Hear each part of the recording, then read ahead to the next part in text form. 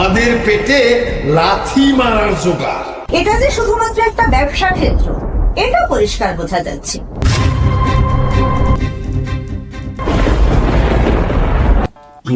না, সব মন্ত্র তো মনে রাখার প্রয়োজন পড়ে না। আমরা ওই পুরোহিত দর্পণ দেখে দেখে ক্রিয়াকর্ম গুলো করি, তাই।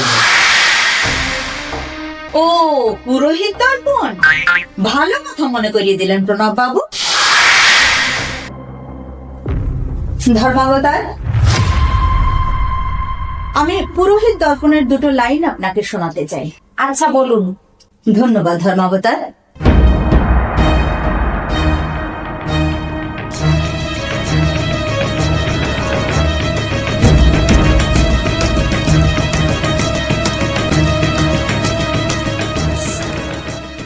পুরোহিত দর্পণের নিবেদনে বলা হয়েছে, অভিজ্ঞ পুরোহিতের অভাব হইয়াছে হিন্দু সমাজে।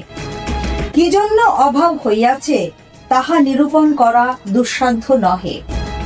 এই ব্যবসায়ে যথোপযুক্ত আয়ের অভাবে পুরোহিত সন্তানগণের মধ্যে যাহারা কৃতবিদ্য তাহারা অন্য ব্যবসায়ে মনোসংযোগ করেন।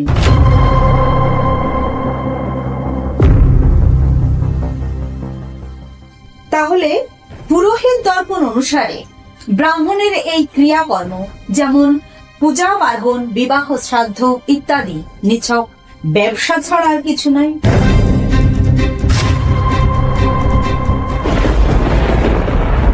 এটা যে শুধুমাত্র একটা ব্যবসা ক্ষেত্র এটা পরিষ্কার বোঝা যাচ্ছে। আমাদের পেটে লাথি মারার জোগাড়।